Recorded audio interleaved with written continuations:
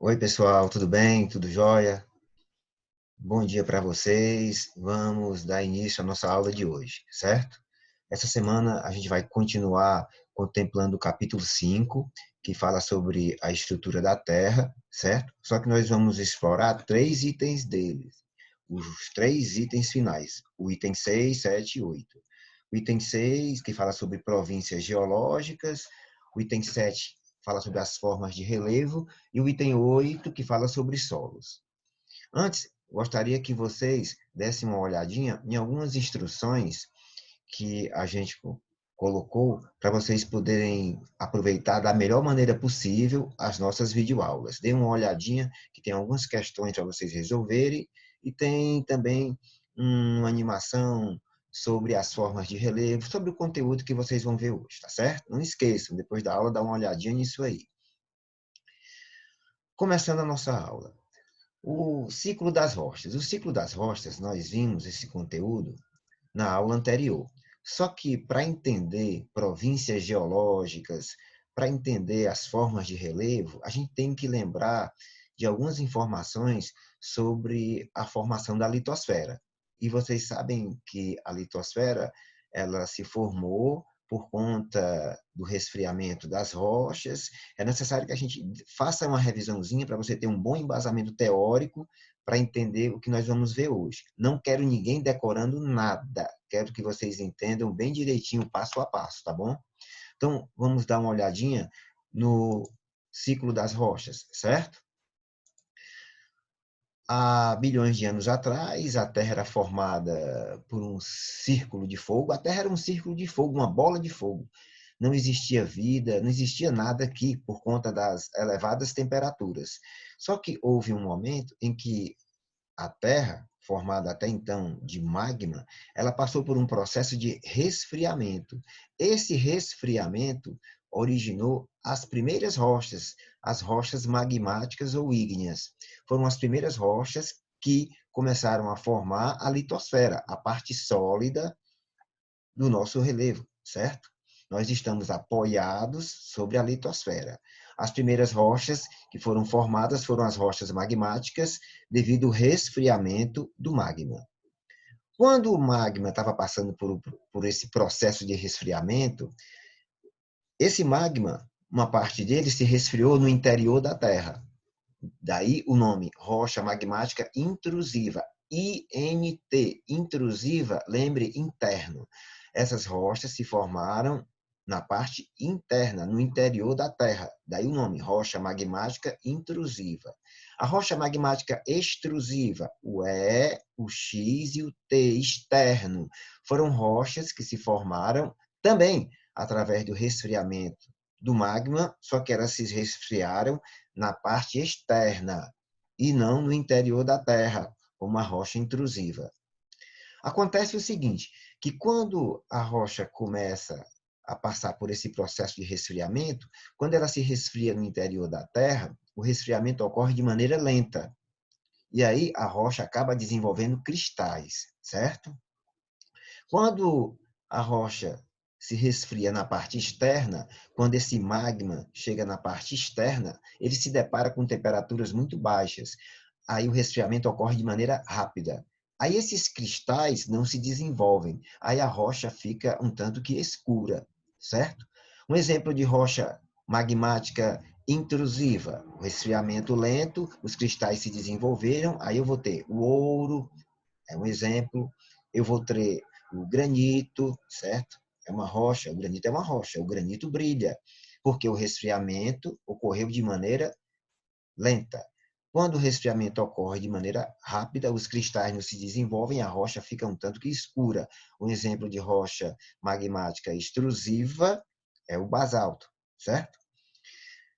Muito bem, as rochas magmáticas se formaram aqui fora, a parte externa aqui sobre a litosfera. Essas rochas passaram por processos de transformação por conta dos agentes externos, que nós vimos em aulas anteriores, certo? O calor do sol, a água das chuvas, as diferenças de temperatura, certo?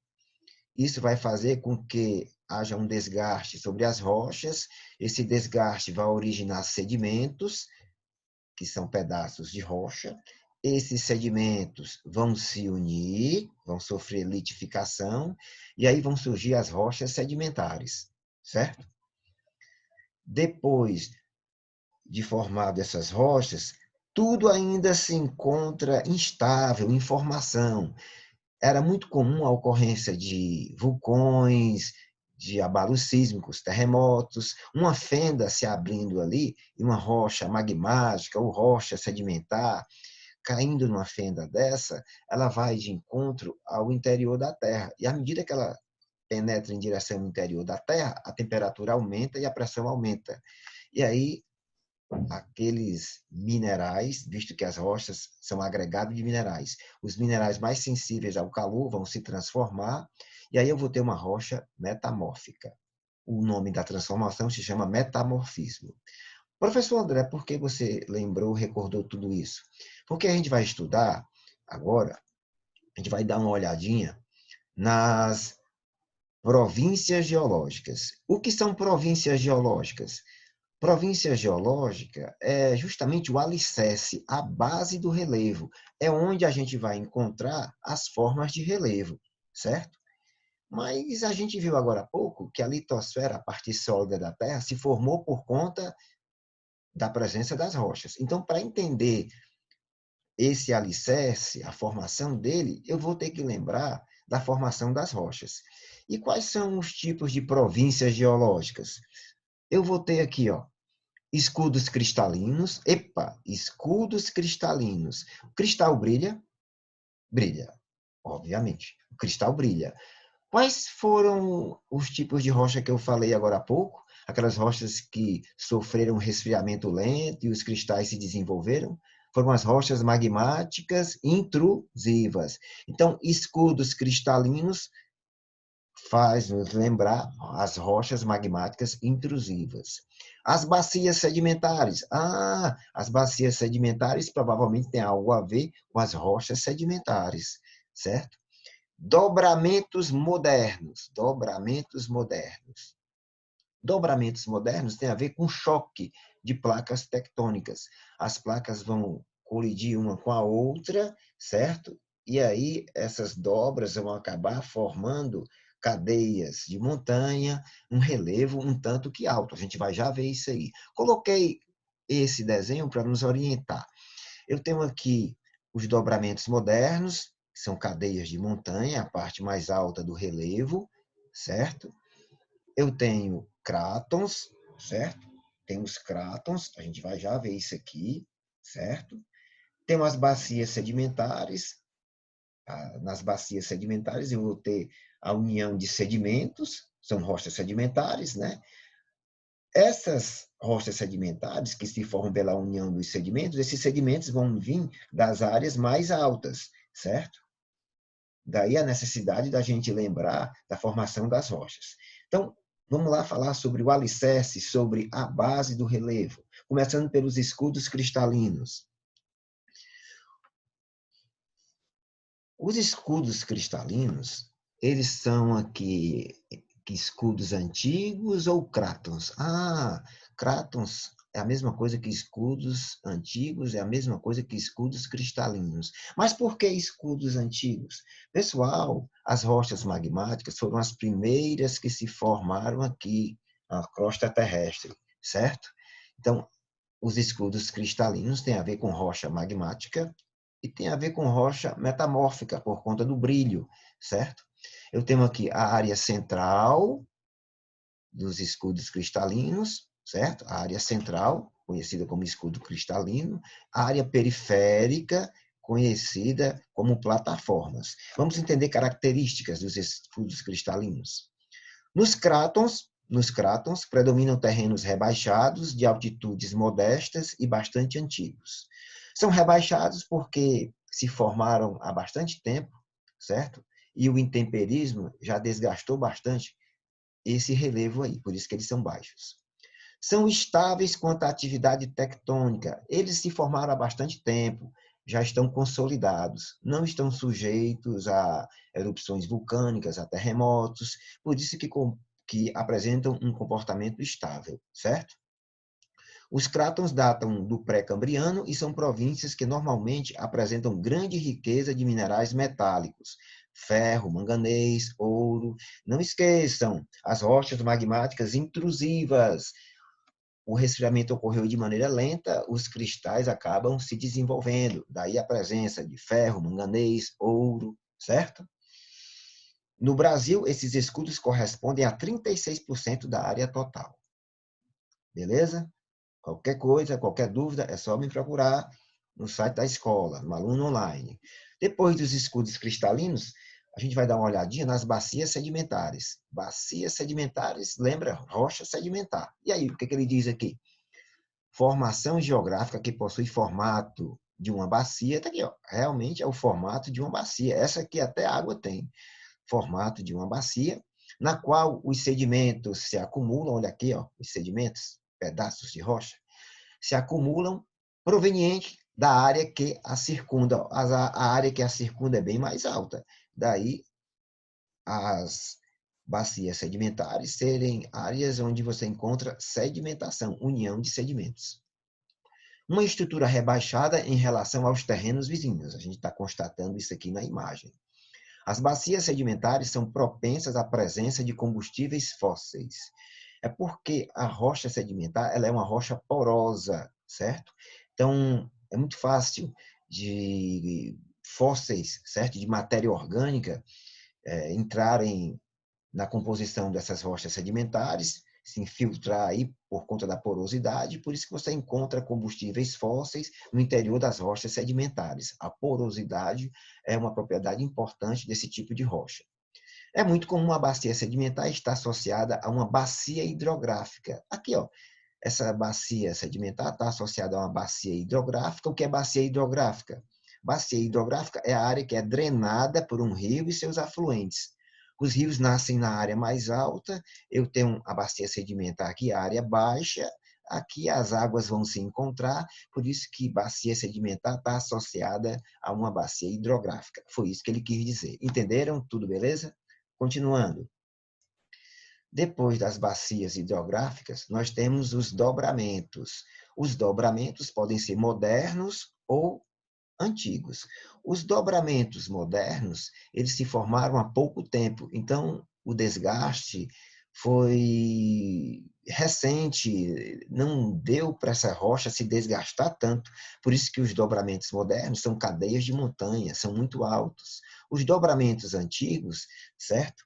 Como os montes Apalaches, se formaram bem antes dos dobramentos modernos e aí sofreram intemperismo, são bem mais baixos, certo? Daí o nome, dobramentos modernos e dobramentos antigos. Os modernos são elevados, os antigos são mais baixos porque já foram bastante desgastados. Alguma dúvida? Beleza? Vamos prosseguir? Chegando aí nas formas de relevo. São 4 as formas de relevo. São montanhas, planaltos, planícies e depressões, certo? Sobre as montanhas, o produto direto da ação tectônica e estão associados aos dobramentos modernos. Acabei de dizer que os dobramentos modernos, choque de placas tectônicas, são elevados porque foram pouco desgastados, porque se formaram de maneira recente, certo? Por isso que são altos. Daí as montanhas aqui, ele falar que são produto direto da ação da tectônica de placas. Dobramentos modernos, montanhas corresponde à parte mais alta do relevo. Os planaltos. Vamos aos planaltos. Processo erosivo predomina sobre o de sedimentação. Processo erosivo, aqui o planalto vai se desgastar, os sedimentos vão vir para a área mais baixa e vão acabar formando as planícies. Então, eu tenho aqui como característica do planalto, processo erosivo, certo? A erosão predomina aqui, certo? A sedimentação predomina aqui embaixo. Na planície, a área de sedimentação. Planalto, a área de erosão, porque é mais alta. Beleza? Processo erosivo predomina sobre o de sedimentação, porque o planalto está numa área mais alta.